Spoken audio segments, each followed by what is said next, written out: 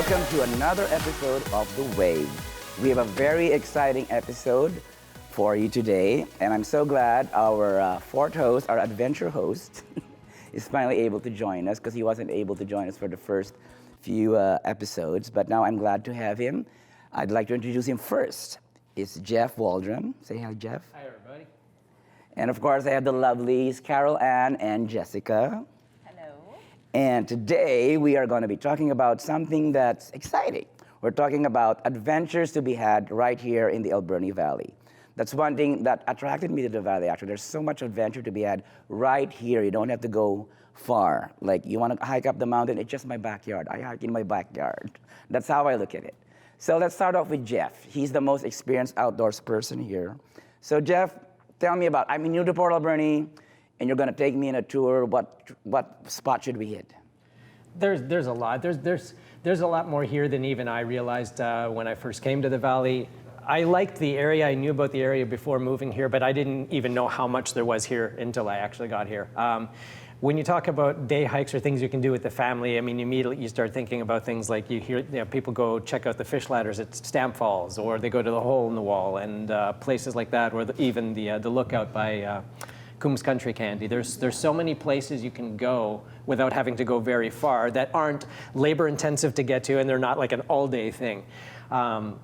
Then even within town itself, we have this network of trails that are used for hiking and also kind of cross over into the mountain biking and touring kind of side of things as well. Yeah, there's even one with like dinosaurs or stuff on it for Yes. kids. Yes. Yeah, that was so cool. Yeah, they're like little toy dinosaurs out like in the trail itself, and you gotta go find them. Yeah, it's like a permanent Easter egg hunt. Like it's like people go on this trail. It's I like didn't know that. try and find all these little. It is exactly what you said. Like there's like these little figurines. Like they're all over in the forest, and every time you go, I've been a few times through there, and you find like a different one. Yeah. But yeah, there's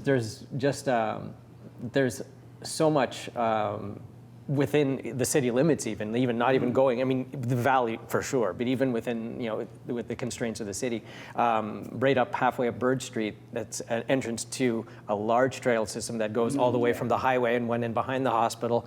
You end up coming up behind one of the schools on the other side by 15th Ave. Like it goes. Well, and they're so well maintained.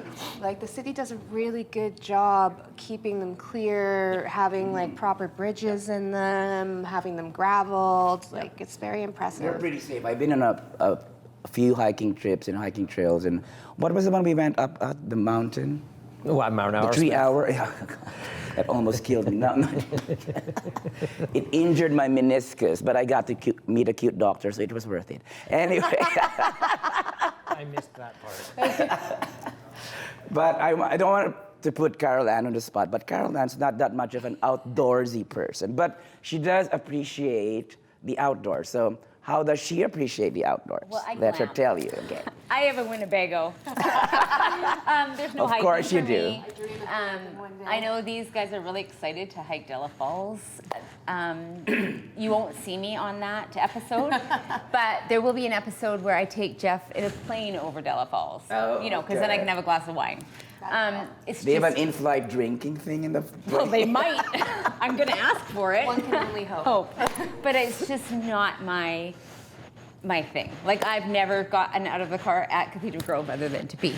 But I do plan on it this year. I haven't been to the hole in the wall, but super excited about it. I have walked the dike. Okay. Yeah. So why do you own a Winnebago if you don't? Well, we do love to camp, but it's different. I don't. Okay, so when was your last outdoor thing? Last year, we took our grandson to Ralph Trevor for the day in our Winnebago. So you didn't even stay overnight? We did, but we parked it at my parents' house so that we could have a plug-in and all the accessories. That a girl. But I do like it. When my kids were little, we camped. We did a lot of that stuff. But I'm very busy. I don't have a lot of time. I like to do things comfortable. Well, and you've got to a certain level of your life where you can just be comfortable. You don't have to struggle anymore. I Well, she's strive a for grandma. that. I strive for that. Yeah, I'm a grandma. I'm too old for that. No, but, you're not. But I do love the idea of it, and I'm excited to try some of it. I just think for Della Falls, it's just too much for me. But Well, we're not going to do Della Falls right away. And there's a plan, right, Jeff? Yeah, we want to kind of work our way up to. I mean, even myself. I mean, I'm not when I start whatever my hiking season is going to be. Whenever I start planning my first adventures, I got to realize, like, you know, it's like kind of being a fish out of water. Even for me, a couple months off or this and that, or not doing anything. I'm not just going to go on a massive 3-day expedition first. Right. So I had come up with a couple of ideas, some warm-up hikes, some things to just kind of get acclimated and kind of get back into.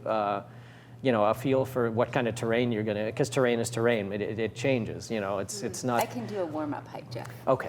Okay, warm-up hike it is. You'll be seeing that soon in one of our upcoming episodes. But we are. You'll see me crying, but I'll do it. I want to touch on a Nice. little about Jessica's favorite activity as well. She took me once, mushroom picking. Yeah, I love the chanterelles in the valley. They're so abundant, and you can go almost anywhere unless it's logged, of course. But they're not only chanterelles, but also pines and corals, and this forest just has such an abundance of food that you can go and source naturally, and it's organic, and you feel good because you went and you picked it yourself. But something else I love about the valley is the water, the amount of water that is here. I've been back from vacation for a week, and I've been to 3 rivers, waterfalls, Somas, like, and it nourishes my soul. Water Yeah, that's does. one thing we have here: water, mountains, rivers, everything. Yeah, it's I love Sprout Lake. I Oh, love yeah. Sprout Yes. Lake too. Last year's the first year we didn't rent a cabin on the lake for the summer, and I missed it. I went- love it. I went Does houseboating anybody here know for the about first time. Broken Island or Broken Group? Yeah, Broken Island. What's that about? So it's further, it's up further north, and it's on the mainland though, right? Yeah. Well,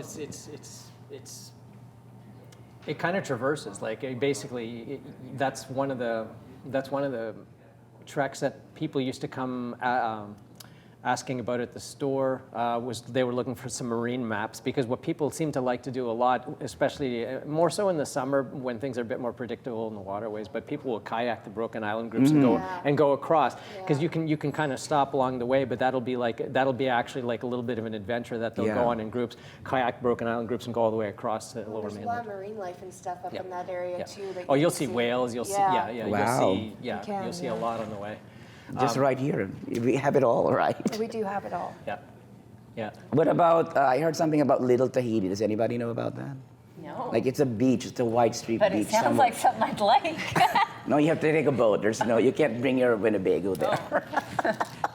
Well, talking about places where you have to bring a boat is Hot Springs Cove. I mean, I know that's a little bit outside of the valley. Oh, It's still just is. off of Tofino, but it's the hot springs that you can go to just on the island itself. And I used to be a hot spring person. When I lived on the mainland, I would go all over to Harrison Hot Springs or the Liard Hot Springs or White Swan Lake, and it's just really, really nice and warm and beautiful. Another thing about Port Alberni is our location. We are the perfect launching point for all the other parts of the island. Like, you can go to Tofino, you can go to Ucluelet, you can go, because the accommodation here is much more affordable. So, because I used to run an Airbnb, so most of my Airbnb guests are on their way to Tofino, but they book their accommodations here in Port Alberni and just make a day trip to Tofino or Ucluelet or Bamfield or whatever. It's very centralized. It's also, we're still in that part of the Vancouver Island where it doesn't take a lot of time to get from the eastern to the western aspect of the, and that in itself is kind of, that makes it kind of a special area too. You think areas like that, you think of here, you think of Qualicum, places where the islands are relatively thin and you've got 2 completely different coasts, one where you're kind of in a contained waterway where you can see the lower mainland across, and one which is basically open Pacific Ocean, and they're 2 completely different types of marine life, completely different types of ecosystems and everything else. And it's a really beautiful kind of scenery to see, because the east and west coast are so different on the island. But you go further up, and it's a bit more. It takes a bit more time to get to the opposing coastlines if you go north or south. So we're in that waistline of the island. Heart of the island. Yeah, Heart of the yeah, island. heart of the island. Okay, when it comes to adventure, though, of course, there's always a consideration of safety. Tell us a little bit about that. Well, that's almost another segment in of itself. But I mean, basically, basic 101 safety of Well, basically, outdoor just know where you're going and know what to expect. And I know that sounds like a real basic, like, okay, yeah, we could have thought of that one, but you'd be surprised how many times things like that are overlooked. Basically, knowing what you might run into on the day of whatever it is, the adventure or even small hike you're doing. I can't think of how many times, even just a couple short years ago, we had a group up from Victoria that got kind of stranded on Arrowsmith. Oh. They made two kind of critical errors. I call them critical errors, but they weren't prepared for the time that it was going to take to do the trail that they chose. I think one of the other things that was a problem was that the trail that was chosen was not ideal for the time of the year they chose to do it. And then they weren't prepared with enough water or extra clothing, barring now it's evening time, and because they would have expected to have been back to their cars on their way home, but of course they ran into a problem, so they didn't have adequate clothing for the evening time, and so now you're getting hypothermic. So basically, it's kind of like, do your homework. Take the extra time to maybe speak to someone in the know. Or I mean, you can find so much information online. Spend the time to do the research. Make sure you're prepared with enough water. Make sure if the weather changes, which it can on a dime, especially on the shoulder seasons, it goes from a nice mild sunny day to all of a sudden there's a squall in the middle of the afternoon. You have rain. These things will affect the temperature. They're going to affect you. They're going to affect your core temperature. When it comes to wildlife, though, I know you were telling me a story one time. You had an encounter with a bear. Have you ever encountered like the mountain lions or those cougars? Yeah. It's this, what I tell people, and I get asked this a lot. It's an inevitability, because in a sense, it's kind of like when you're out on trail and you're out somewhere in really in the wilderness, in the backcountry, really far away from an established city. You're kind of in these creatures' backyard. Okay, it's kind of... It's their home. It's their home, right? So you encountered bears. Have you encountered cougars? Yep. Okay. And what did you do? How did you escape that? It depends on what cougar. Well, my encounter was at a distance, but it was basically where, in the sense of the cougar, it was at a pretty good distance. I knew what it was, and it kind of had an idea what I was, and we decided not to really, mess with each other. But it was unnerving, just because this was on the subalpine. This is like a summit ridge that runs in the Strathcona Park. No. Okay, thank God. I was with one other person, and it was on the ridge leading up to Mount Albert Edward. I had already done the summit push for the day, but we got off our line, which it's really easy to do up there because there's just cairns in all directions. So what does that mean, off our line? My descent route was not on the same vector as my ascent. You're talking Greek. I can do that. He was going down another way. I came down a way that was not intended. I came down, and got off course. Okay. And that's what kind of led me into this infinite loop where we kept passing the same like rock configuration over and again. I'm like, okay, we've been here before. We're going. This is not the right way, because it looked like we were supposed to continue down this particular ridge, and it just kept confusing us. Right. So now, we were up there long enough. The dusk was setting in, and shadows and everything starts to look looming. And I started to catch sight well across the area of the flats where we were in this area, this kind of filled with tarns. They call it the ice fields, because in the winter it just basically fills up. But in the summertime, these are all like little tarns everywhere, little ponds and what. And I kept seeing this shadow off in the distance, and at first it just looked like maybe vegetation, this and that. But then I caught it moving once, and I said, let's just hold up here a second and kind of check this out. Now you got to think it's dusk. Yeah. Had headlamps on already now because the visibility was limited, and of course headlamps can create a reflection. And I look across the same flats, and now I'm seeing these are eyes, and then they blinked. I'm like, okay, that's I know what that is, and it's checking us out. And the thing is, people will just say, in the case of the cougars, it's best to just be a bit intimidating, make some noise. Generally speaking, they don't really want to mess with a full-grown adult human, but they will if they feel territorial, or if they feel they need to defend an area they're in, if they have young with them, who knows, or if they're in hunting mode. So basically, I chucked a few rocks in the direction, made some noise, And it blinked a few more times, and then it decided, you're not worth the fuss, whatever you are, and it took off. Yeah, not enough meat on my bones, whatever it was, and it was gone. It didn't get seen again for the rest of the evening, but it's still unnerving because you start to have this feeling of like, I'm really remote here, right? Like, the what ifs start to go through your mind. Yeah, then the fear kind of sets in, right? Like, yeah, because you just don't know if I going to have an encounter beyond this, is it going to escalate this and that, you always have to just be aware that, like I said, you're in their backyard. The chances are, if you go out in the backcountry enough, if you spend enough time in the outback, you're going to encounter something, or see something even at a distance, just because the percentage, right? Like, wildlife versus you, there's a lot more of them, and generally, on established trails, what I've told because a lot of people will ask, like, am I really going to see a bear or something on this trail? And I tell people on well-established routes, where it's not like a route, but it's an established, well-groomed, well-maintained trail in those types of areas, even like even in Forbidden Plateau area and Paradise Meadows at Mount Washington area, there's a lot of hiking there. In the beginning parts of that, which are very still close to the Alpine Village and everything else, chances are a lot lower that you're going to see, because again, being the amount of people that go through on a yearly basis, and even the animals in the area get used to knowing where they expect to see people, and they don't really want to be where the people are. So on larger established trails that are used very frequently, there's a lot less of a chance, but you still shouldn't dismiss it entirely. Well, you mentioned Mount Washington, so I know in Port Alberni there's a lot to be had already. Now, what are the nearby places to go for adventures as well? Like you and I went to Qualicum for the skydiving thing. That was quite an adventure. Yeah. And then there's Mount Washington. Is there anything out in Courtney and Comox? I remember there's a zip line somewhere. That's on the way to Fino. The zip line, that's on the way, the West Coast Wild. That's right. It's on the Highway 4 on the way out to Tofino. It's actually just past the end of Sprout Lake. I've done that one. I did my 40th birthday. How many lines? Oh man, 3 or 4? Because I done it in Whistler. Whistler there was like 8 lines on that. Oh, really? I think so, because we crossed over the Kennedy River a number of times at different spots. Cross over the Kennedy River? The lines go right over. Yeah, there's a few gorges. And at some parts of that, you feel like you're just a couple of feet above the water when it's rushing. It's a real experience. Okay, now I really Would that be something you'd like to try, Caroline? I would try that, because I'm attached. Yeah. Yes. So I would do that. I definitely would do that. No. It's totally worth it. There's one in Nanaimo too, right? There's another one in Nanaimo. It goes. Okay. People have compared that. That one's a lot more in the forest, so just a very different kind of. The one in Nanaimo, does it not have a lot of stuff for young kids?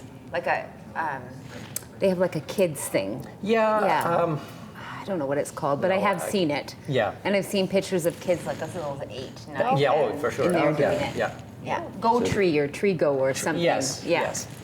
So there's the zip line in, where's that again? Again, it's like kind Nanaimo of and... Nanaimo, and then the other one's on the way to Tofino. Yeah. So how about Tofino? Tell me, I know you go to Tofino quite a lot and you surf and... Yeah. Aside from surfing, what else is there? Aside from surfing, expensive accommodation and expensive food, what else is there in Tofino? There's good food. But the There's botanical gardens, isn't it? Yeah. That shows off the marine life and the type of floral plants that grow on that.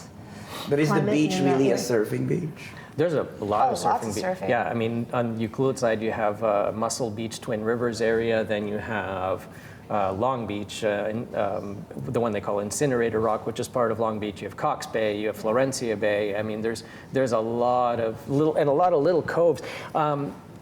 Even day hiking and walking, there's that rainforest walk you go through in Tofino. There's the one trail that's like, it's all like boardwalks all the way down to I did do a trail there with boardwalks that went all the way And down. bravo for They had Caroline. names. Because How you're long just was walking that? on the boardwalk the whole time, right? It was And you were okay romantic. with It was my birthday.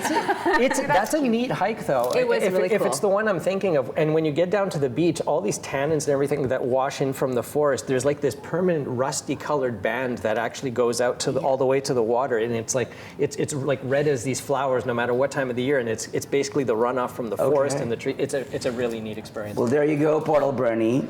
There's so much to be had, so much adventure to be had here, right here, and in the surrounding areas. There's so much to discuss about adventure here on the island that we're gonna have another segment with Jeff interviewing some of the adventurous guys later on in the show. But for now, we gotta wrap it up. Thank you again, Jeff, for making it for this episode, and we'll catch you next time on the way.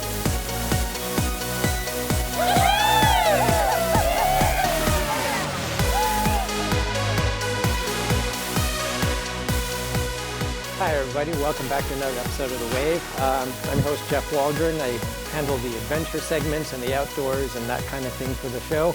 And I have two guests with me today. This is Don Tecson and Justin Green. So we're kind of make this episode talking a bit about what they do and then some things as they pertain to the outdoors, the trails, the hiking and expeditions and things that people do in the area. Mostly just kind of make it a focus on like the adventure kind of aspect of things.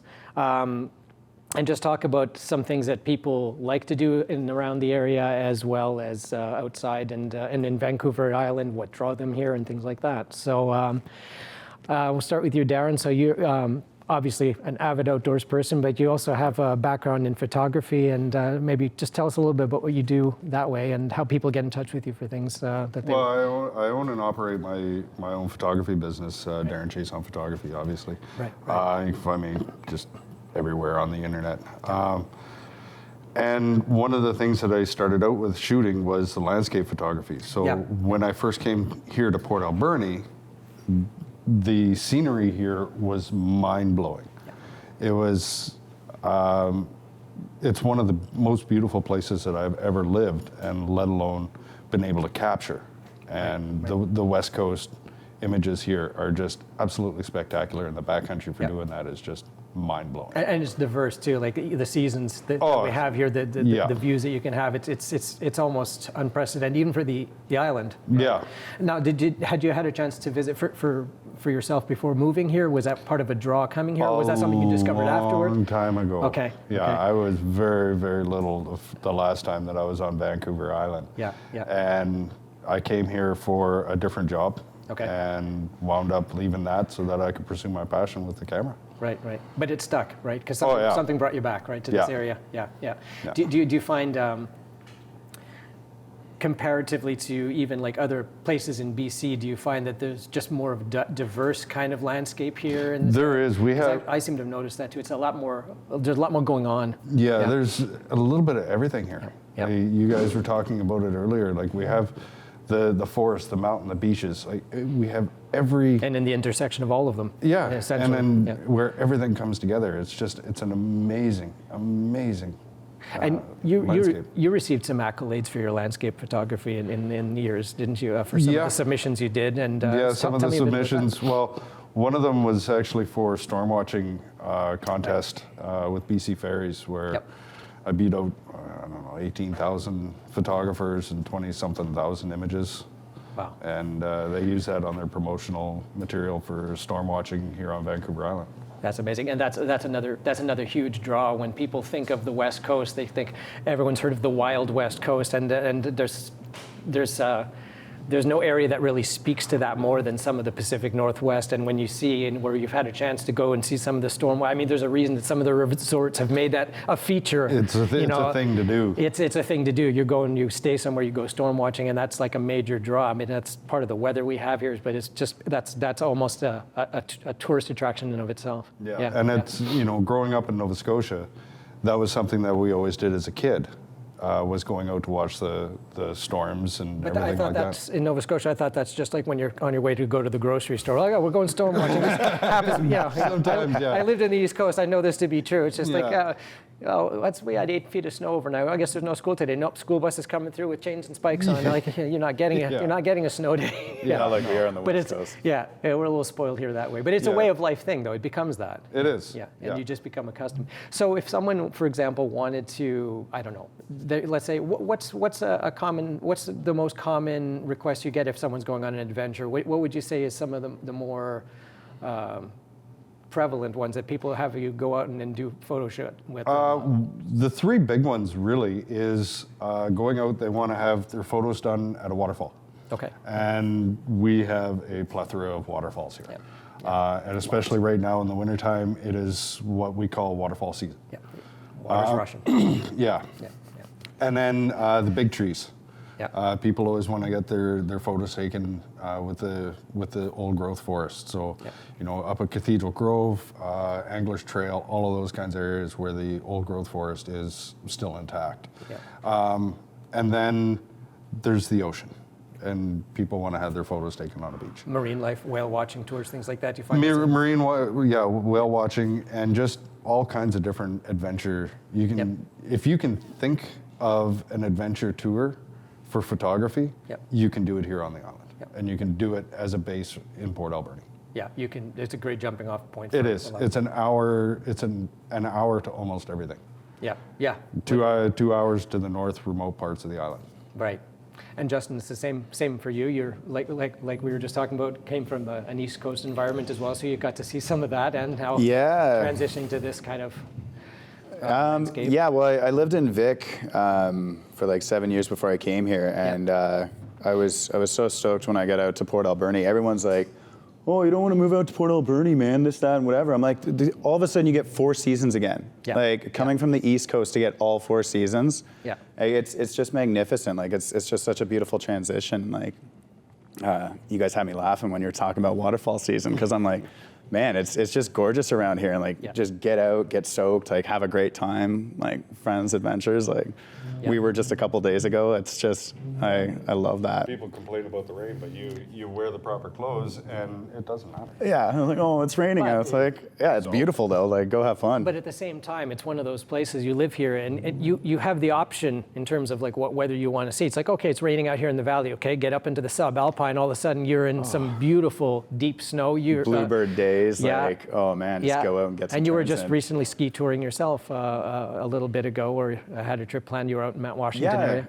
Just a couple days ago was up at Mount Washington with some friends from Courtney Comox, and I just got out and enjoyed the weather as it went through Bluebird day to snow squalls to no visibility to sunny again, and it was just the mountains are bipolar, but they're beautiful. Almost like being in the Rockies. Oh, I wish. So had you been familiar a lot with the valley in particular before moving here yourself, or what was the draw? What kept? So really what it was I retired from the military, and I kind of wanted to find the best of both worlds. And Port Alberni is just central to everything. Like you have access to world-class everything from Port Alberni. You have Tofino, which is world-class surfing. If you're into rock climbing or snowboarding, I mean, you've got a ton of opportunities on the island itself. But as far as world class is, hop a ferry, and then you've got Squamish, you've got Whistler. Like, it's ridiculous. And then the caving systems that we have on the island too you have are access to out a of lot this from world. right here. It's like it's in your accessible or perceivable backyard. It's in the hub. Like it's beautiful. Do you find because obviously when you're into adventure, outdoor and hiking and things to a certain level, you find the community tends to find you. Have you met a lot of other people like-minded, both you guys, since you've been here? Like, have you found that community, or have they found you? Has it been like easy to find other people to go on these kinds of adventures and go and find? I find that. Oh, go for it, brother. There's a huge community here. And you know, on social media, there's all kinds of places that you can find them. There's one of the biggest groups for doing any kind of mountaineering and stuff is just Alberni or Vancouver Island Mountaineering Group. And they wear it like a badge. I mean, people are proud. Yeah. People are proud to be that involved and in that kind of a lifestyle, and they just make it. They make it. That's their.